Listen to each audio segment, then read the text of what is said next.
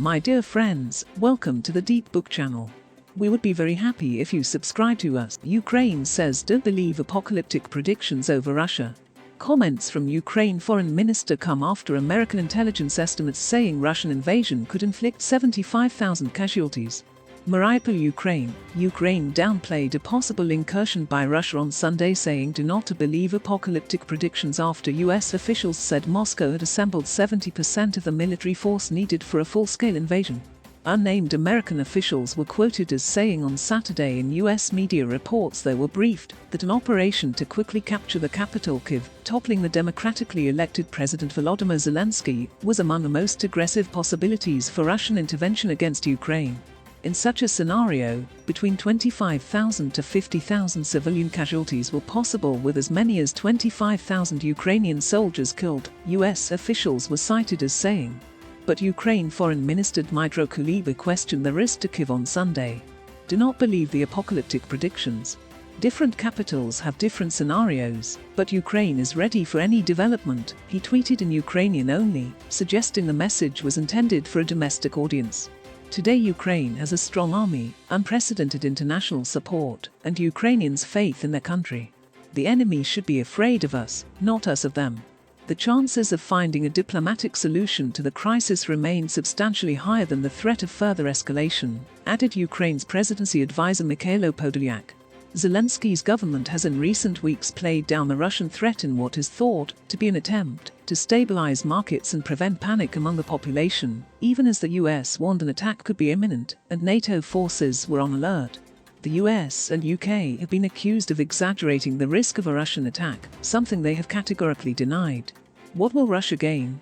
Russia could also hit Ukraine with acts of sabotage, cyber attacks, and other destabilizing moves with the goal of removing the current government in Kyiv, the US news reports said. Russia challenged the information delivered in the reporting. Another masterpiece of US propaganda war, said Russian diplomat Dmitry Polyansky. Unnamed officials, undisclosed sources, no evidence. And as we all saw, if you openly question such fakes you won't get answers, and will be labeled Russian apologist, he said on Twitter on Sunday. Pavel Luzin, a Russia security analyst, said an estimation of the size of the military buildup can vary depending on how it is counted, and it was hard to assess the veracity of claims from unnamed officials. He said he still does not believe a full-scale invasion is possible, and an operation in eastern Ukraine that would make Russian presence in the two separatist territories, the self-proclaimed Donetsk People's Republic and Luhansk People's Republic, more visible was more likely. There are hundreds of kilometers to travel, urban environments to face, tens of millions of people, relatively capable institutions of state and well-organized and experienced armed forces to deal with, as well as the absence of allies among Ukrainian citizens on the ground and the international community, he said. What will Russia gain from an invasion, even if such invasion promises to be successful? Nothing. And there is no clear political purpose for this action. He said an unveiling of Russian forces in Donbas, however, would help Moscow achieve its aims of demoralizing the Ukrainian military and forcing Kyiv to accept its vision of the Minsk Agreement, a 2014 deal that sought to end war in Donbas. Consider all possibilities, Teresa Fallon, director of the Center for Russia-Europe-Asia Studies, said one frightening aspect of the news reports was that US intelligence believes Putin may hold nuclear exercises in the region over the next month. Russia possesses the largest nuclear arsenal in the world with an estimated 4,500 warheads, and any such maneuvers would send a serious message to NATO, she said. Fallon also noted Europe has not seen such large troop movements since the Cold War. In order to have peace you must prepare for war, so you have to consider all possibilities. And if there should be, God forbid, a war, there will be high civilian casualty rates among the civilian population, she told Al Jazeera. Polyansky, a Russian representative to the UN, called the US media reports released over the weekend madness and scaremongering. What if we would say the US could seize London in the latest on Ukraine and Russia tensions? US and Germany working in lockstep to deter Russian aggression, Biden says. President Biden welcomed German Chancellor Olaf Scholz to the White House Monday and told reporters gathered in the Oval Office that both countries are working in lockstep to further deter Russian aggression in Europe. Biden acknowledged that the two leaders have a lot to talk about in the Oval Office meeting, adding he looked forward to working with Scholz to address the challenges posed by China and promote stability in the Western Balkans. We then have to take on the pandemic, climate change and many of those other issues.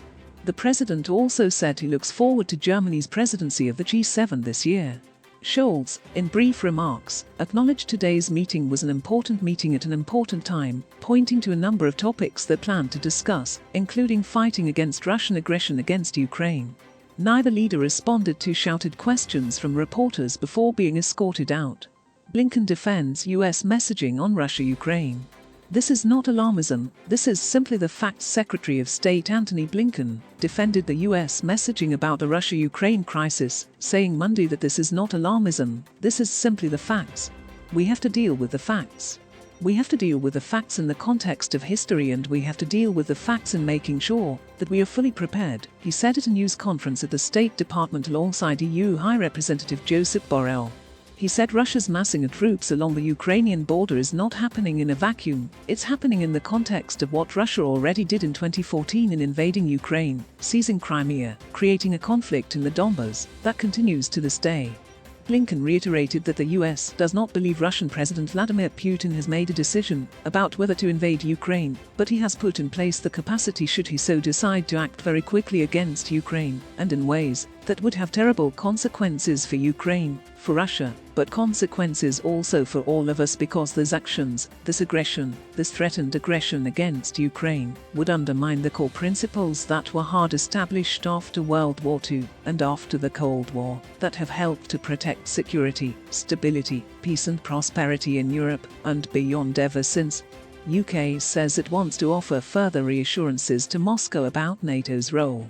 The UK wants to offer further reassurances to Moscow about the North Atlantic Treaty Organization's role, because it is a defensive alliance, a UK government spokesperson said Monday. A Downing Street press officer confirmed to CNN that the spokesman told a lobby briefing that Russia has expressed concerns about possible aggressions from NATO. The UK has stressed that these concerns are unfounded due to NATO's status as a defensive alliance, the spokesperson said. Whilst the UK does want to provide Russia with diplomatic reassurance, it is continuing to emphasize the right of other countries to join NATO, the spokesperson added. Secretary General. NATO is considering longer-term military posture in Eastern Europe, the North Atlantic Treaty Organization's Secretary General Jens Stoltenberg said during a news conference Monday that NATO is considering longer-term military posture in Eastern Europe to strengthen deterrence. Russia has deployed over 100,000 troops with enabling capabilities, with